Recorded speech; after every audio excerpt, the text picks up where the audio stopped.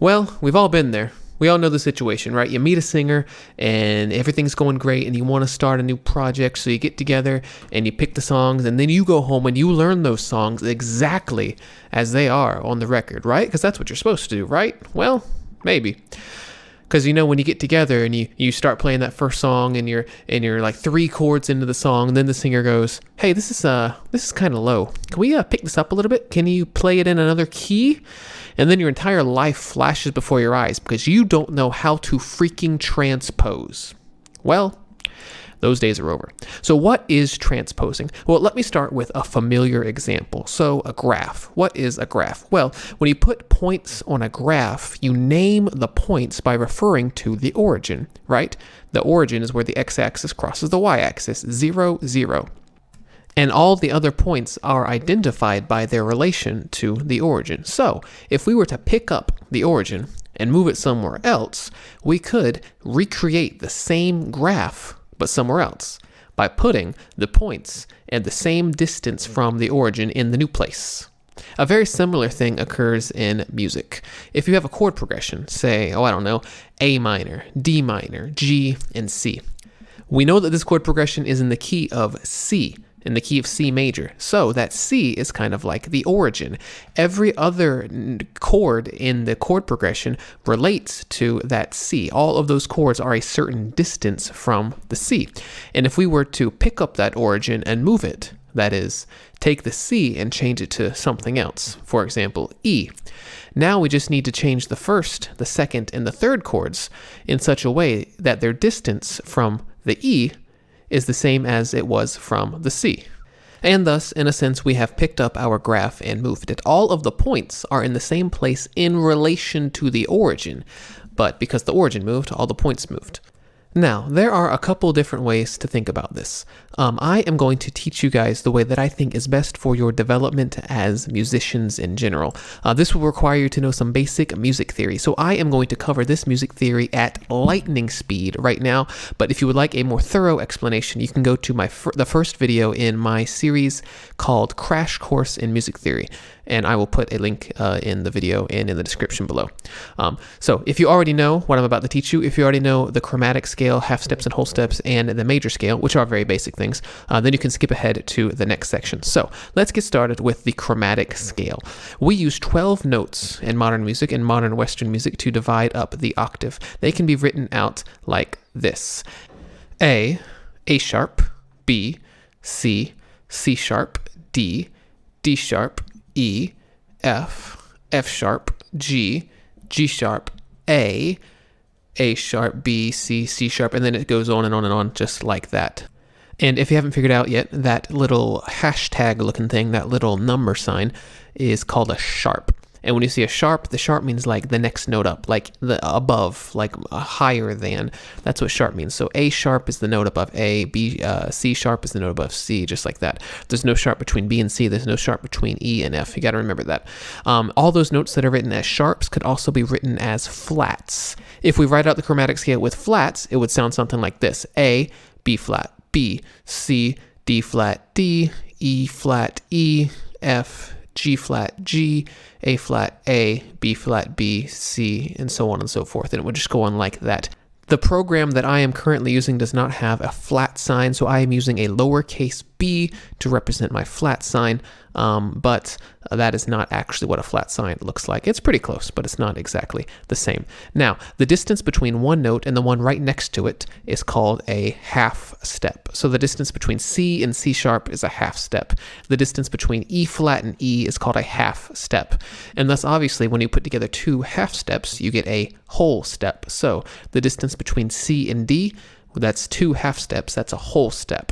The distance between E flat and F, that is another whole step. So now we're going to use these half steps and whole steps to create a major scale. In order to do that, we have to start on a note and then follow this formula: whole step, half step, whole step, whole step, whole step, half step. And then whatever note we started on, that's the major scale that we created. For example, if we start on E, we will create an E major scale by following this formula. So let's do that. You start on E, and then you go up a whole step to F sharp. Then you go up a whole step to G sharp. Then you go up a half step to A, a whole step to B, a whole step to C sharp, a whole step to D sharp, and then a half step to E. Notice that we landed on the same note that we started on.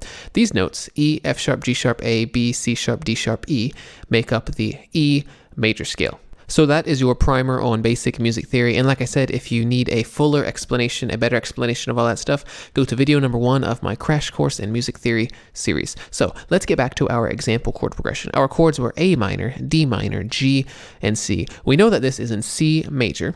And if you don't know that, don't worry. We're going to talk about that in just a second. So hold on. First, we need to write out the C major scale. So we're going to start on C, go up a whole step to D, a whole step to E, a half step to F, a whole step to G, a whole step to A, a whole step to B, and a half step to C. We get C, D, E, F, G, A, B, C. Yes, there are no flats, no sharps in the C major scale. You probably need to remember that. So now we need to see where each of these chords in our chord progression occur within the scale. Let me tell you what I mean. So our first chord is A minor. We look at our C major scale. It's C, D, E, F, G, A, B, C. So the A from A minor, the A is the 6th note of the scale. So we're going to call that A 6. And just for fun, I'm going to go ahead and tell you now that because it's a minor, we're going to call it a 6 minor. Keep that in mind. In the key of C, A minor is a 6 minor. If that's the case, what is D minor? Well, we see that D is the 2nd note of the C major scale, and we know that D minor is a minor chord, obviously, so we're going to call that a 2 minor. So in the key of C, the D minor is a 2 minor. So right now, our chord progression, instead of thinking about it as A minor, D minor, we're going to think about it as 6 minor, 2 minor. So what is the G? C, D, E, F, G. G is the 5th note of the C major scale, and it's a major. So we're going to call that a 5. And we don't really have to say major. If you don't say minor, you just kind of assume that it's major. And then, obviously, C is 1. The 1st note of the C major scale is a C. So in this chord progression, we're going to look at that C, and we're going to think about it as a 1. So our chord progression, if we're thinking in numbers rather than letters, is going to be 6 minor, 2 minor, 5, 1. Most people represent major chords with capital Roman numerals and minor chords with lowercase Roman numerals. So that's why I did that here. Now, let's say we wanted to play this exact same chord progression in D major instead of C major. Yes, we're taking the origin of the graph, picking it up, and moving it from C major to D major. So in order to do this, we have to write out the D major scale. Eventually, you won't have to write them all out, but for now, let's write it out. The D major scale is D, E, F sharp, G, A, B, C sharp, D. Now, if we wanted to play the same chord progression but in a different key, we would just play those same numbers that we extracted from the chord progression a second ago and play them not in C major, not using notes from the C major scale, but using notes from the D major scale. So our numbers were 6 minor, 2 minor, 5, and 1.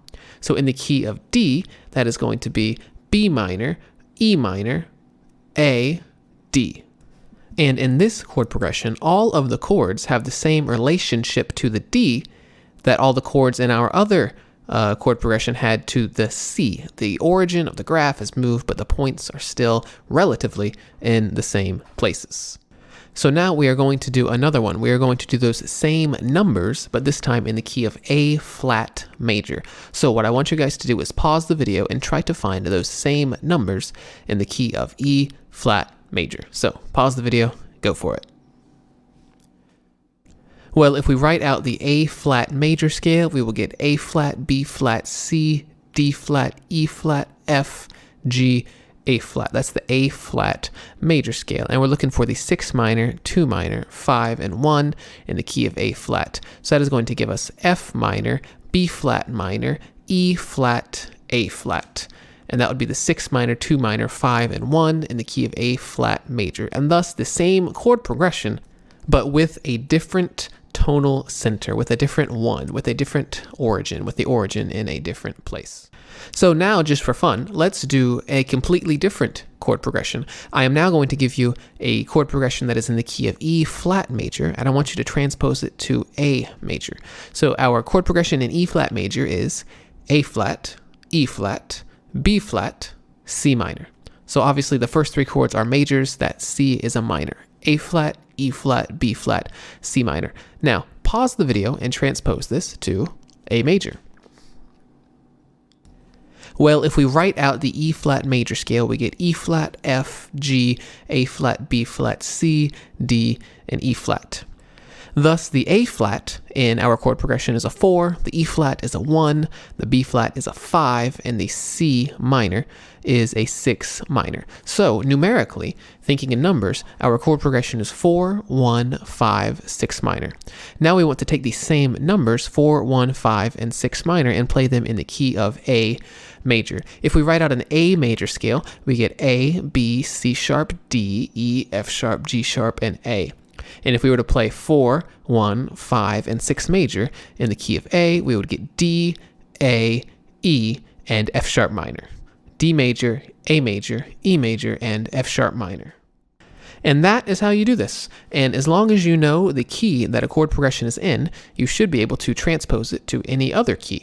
But you might now be saying, great, wonderful, fantastic, but how do I know what key the chord progression is in? How do I know what key the song is in? Well, I suppose it is possible to actually do this without knowing the key, just by moving everything up and down the same number of half steps, but that's not very musical. When you do it that way, you're not actually understanding the logic behind the music, you're just kind of doing math. So I'm not going to teach you how to do that.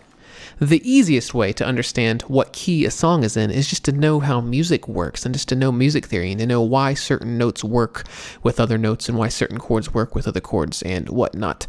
But if you're saying, Zach, I ain't got time for that, just tell me something quick and easy, then we can do this. Look for the chord that provides resolution to the chord progression. Look for the chord that makes it seem like the chord progression is over.